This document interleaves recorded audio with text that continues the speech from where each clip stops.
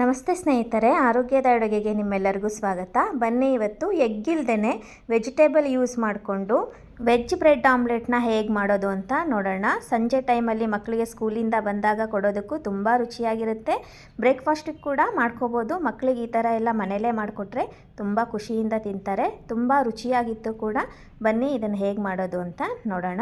ನಾನು ಇಲ್ಲಿ ಒಂದು ಬೌಲ್ಗೆ ಒಂದು ಮಧ್ಯಮ ಗಾತ್ರದ 2 ಈರುಳ್ಳಿನ ಸಣ್ಣದಾಗಿ ಕಟ್ ಮಾಡಿ ಹಾಕೋತಾ ಇದ್ದೀನಿ.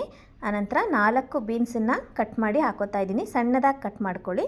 ಹಾಗೆ ಅರ್ಧ ಕ್ಯಾರೆಟನ್ನು ಕೂಡ ಸಣ್ಣದಾಗಿ ಕಟ್ ಮಾಡಿ ಹಾಕೋತಾ ಇದ್ದೀನಿ. ನಿಮ್ಗೆ ಇನ್ನೇನು ಇಷ್ಟ ತರಕಾರಿ ಅದನ್ನು ಕೂಡ ಹಾಕೋಬೋದು. 1-2-3 ಕರಿಬೇವು, ಹಾಗೆ 1 ಹಿಡಿಯಷ್ಟು ಸಬ್ಸಿಗೆ ಸೊಪ್ಪನ್ನು ಕಟ್ ಮಾಡಿ ಹಾಕೋತಾ ಇದ್ದೀನಿ ಸಣ್ಣದಾಗಿ. ಒಳ್ಳೆ ಘಮ ಕೊಡುತ್ತೆ ಇದು. ಆನಂತರ 1 ಬೌಲು ಕಡಲೆ ಹಿಟ್ಟನ್ನು ಹಾಕೋತಾ ಇದ್ದೀನಿ, ಅಂದರೆ ಬೋಂಡಾ ಹಿಟ್ಟನ್ನು ಹಾಕೋತಾ ಇದ್ದೀನಿ. ನಾನಿಲ್ಲಿ ಮಾಡ್ತಾ ಇರೋ ಪ್ರಮಾಣದಲ್ಲಿ ಒಂದು 8 ಬ್ರೆಡ್ ಆಮ್ಲೆಟ್ ಆಗುತ್ತೆ.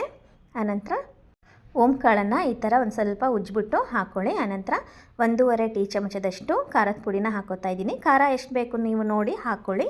ಆನಂತರ ರುಚಿಗೆ ತಕ್ಕಷ್ಟು ಉಪ್ಪನ್ನು ಹಾಕೋತಾ ಇದ್ದೀನಿ. ಆನಂತರ ಇದನ್ನು ಸರಿಯಾಗಿ ಕಲಿಸ್ಕೊಳ್ಳಿ. ನೀರು ಹಾಕೋದಕ್ಕೆ ಮುಂಚೆನೇ ಒಂದು ಸರಿ ನೀಟಾಗಿ ಕಲಿಸ್ಕೊಳ್ಳಿ. ಆವಾಗ ನೀರು ಹಾಕಿದ್ಮೇಲೆ ಗಂಟಾಗೋದಿಲ್ಲ.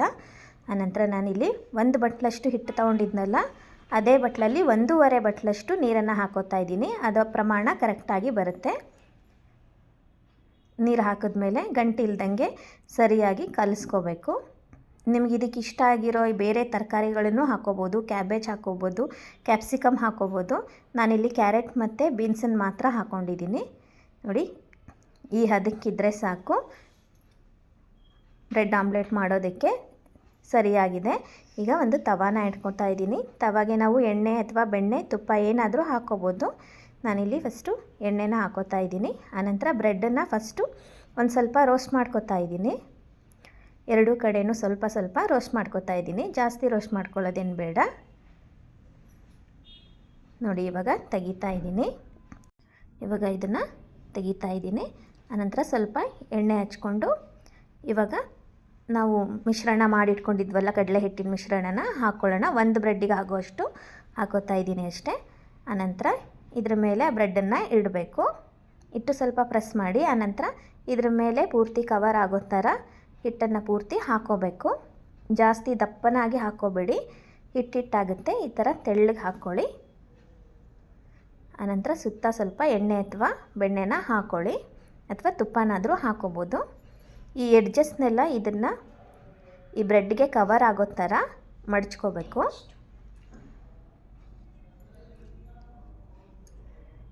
ಸಣ್ಣ ಉರಿನಲ್ಲಿ ಚೆನ್ನಾಗಿ ರೋಸ್ಟ್ ಮಾಡ್ಕೊಳ್ಳಿ. ಇದನ್ನು ಇದಕ್ಕೇ ಈ ಥರ ಹಚ್ಕೋಬೇಕು. ಆನಂತರ ನೋಡಿ, ಇವಾಗ ತಿರುಗಿಸಿ ಹಾಕ್ತಾಯಿದ್ದೀನಿ. ಒಂದು ಸೈಡ್ ಚೆನ್ನಾಗಿ ರೋಸ್ಟ್ ಆಗಿದೆ, ಒಳ್ಳೆ ಬಣ್ಣ ಕೂಡ ಬಂದಿದೆ. ಈ ಎಡ್ಜೆಲ್ಲ ನೀಟಾಗಿ ಕವರ್ ಮಾಡ್ಕೊಳ್ಳಿ. ಈ ಭಾಗ ಕೂಡ 1-2 ನಿಮಿಷ ಸಣ್ಣ ಉರಿನಲ್ಲಿ ಚೆನ್ನಾಗಿ ರೋಸ್ಟ್ ಮಾಡ್ಕೊಳ್ಳಿ. ನೋಡಿ, ಇವಾಗ ಆಗಿದೆ. ಬ್ರೆಡ್ ಆಮ್ಲೆಟ್ ರೆಡಿಯಾಗಿದೆ. ಎಗ್ ಬ್ರೆಡ್ ಆಮ್ಲೆಟ್ಗಿಂತ ಯಾವುದರಲ್ಲೂ ಕಡಿಮೆ ಇಲ್ಲ. ರುಚಿ ಕೂಡ ಹಾಗೇ ಇತ್ತು. ನೋಡೋದಕ್ಕೂ ಕೂಡ ಬ್ರೆಡ್ ಆಮ್ಲೆಟ್ ಥರನೇ ಕಾಣ್ತಾ ಇತ್ತು. ನೋಡಿ, ಈಗ ರೆಡಿಯಾಗಿದೆ. ಆನಂತರ ನಾನಿವಾಗ 2 ಬ್ರೆಡ್ ಆಮ್ಲೆಟ್ನು ಒಟ್ಟಿಗೆ ಮಾಡ್ಕೊತಾ ಇದ್ದೀನಿ.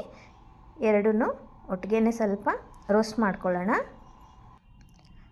ಇದಕ್ಕೆ ಸ್ವಲ್ಪ ಎಣ್ಣೆ ಅಥವಾ ಬೆಣ್ಣೆ ಹಾಕ್ಕೊಳ್ಳೋಣ. ಸ್ವಲ್ಪ ಸ್ವಲ್ಪ ರೋಸ್ಟ್ ಮಾಡಿಕೊಂಡ್ರೆ ಸಾಕು. 1 ನಿಮಿಷಗಳ ಕಾಲ 30 ಸೆಕೆಂಡ್ ಆ ಕಡೆ ಈ ಕಡೆ ತಿರುಗಿಸ್ಕೊಂಡು ಹಾಕ್ಕೊಂಡ್ರೆ ಸಾಕು. ಇವಾಗ ನೋಡಿ, ರೋಸ್ಟ್ ಆಗಿದೆ, ತಕ್ಕೋತಾ ಇದ್ದೀನಿ. ಇವಾಗ ಸ್ವಲ್ಪ ತವಾಗೆ ಎಣ್ಣೆ ಹಚ್ಕೊಂಡು ಆ ಮಿಶ್ರಣ ಎಲ್ಲ ಹಾಕ್ಕೊಳ್ಳೋಣ. 2 ಬ್ರೆಡ್ ಆಮ್ಲೆಟ್ ಮಾಡ್ತಾ ಇರೋದ್ರಿಂದ ದೊಡ್ಡದಾಗಿ ಹಾಕೋತಾ ಇದ್ದೀನಿ.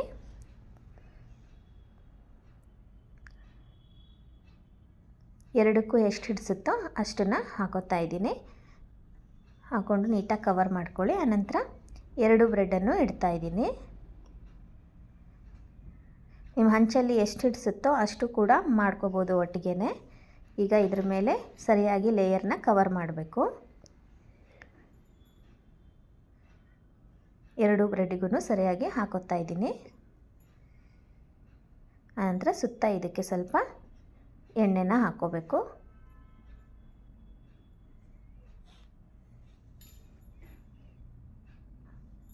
ಸುತ್ತ ಇದಕ್ಕೆ ಸ್ವಲ್ಪ ಎಣ್ಣೆ ಅಥವಾ ತುಪ್ಪನ ಹಾಕ್ಕೊಳ್ಳೋಣ. ಆನಂತರ ಇದನ್ನು ಸ್ವಲ್ಪ ಬೆಂದ ಮೇಲೆ ಮಧ್ಯದಲ್ಲಿ ಈ ಥರ ಕಟ್ ಮಾಡ್ಕೊಂಬಿಡೋಣ.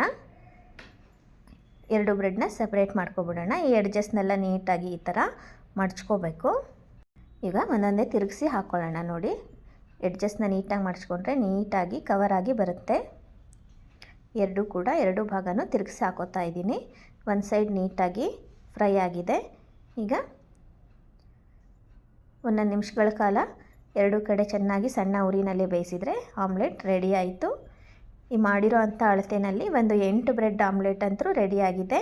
ನೀವು ಈ ವಿಧಾನದಲ್ಲಿ ಒಂದು ಸಾರಿ ಪ್ರಯತ್ನ ಮಾಡಿ, ಮಕ್ಕಳಿಗೆ ತುಂಬಾ ಇಷ್ಟ ಆಗುತ್ತೆ. ನಮ್ಮನೆ ಮಕ್ಕಳಂತರೂ ಮಾಡೋಕ್ಕೆ ಬಿಟ್ಟಿಲ್ಲ, ಮಾಡ್ತಾನೆ ತೊಗೊಂಡು ತಿಂದಿದ್ದಾರೆ. ನೀವು ಈ ವಿಧಾನದಲ್ಲಿ ಒಂದು ಸಾರಿ ಪ್ರಯತ್ನ ಮಾಡಿ, ರುಚಿ ಹೇಗೆ ಬಂತು ಅಂತ ಕಮೆಂಟ್ಸ್ ಮಾಡಿ ಹೇಳೋದನ್ನು ಮಾತ್ರ ಮರಿಬೇಡಿ. ಇದೇ ಥರದ ಆರೋಗ್ಯಕರ ಅಡುಗೆಗಳಿಗಾಗಿ ನನ್ನ ಚಾನಲನ್ನು ಸಬ್ಸ್ಕ್ರೈಬ್ ಮಾಡಿ. ಮತ್ತೆ ಇನ್ನೊಂದು ಆರೋಗ್ಯದ ಅಡುಗೆಯೊಂದಿಗೆ ನಿಮ್ಮನ್ನೆಲ್ಲ ಭೇಟಿಯಾಗ್ತೀನಿ. ಅಲ್ಲಿವರೆಗೂ ನಮಸ್ಕಾರ. ಈ ವಿಡಿಯೋ ನೋಡಿದ್ದಕ್ಕಾಗಿ ನಿಮ್ಮೆಲ್ಲರಿಗೂ ಧನ್ಯವಾದಗಳು.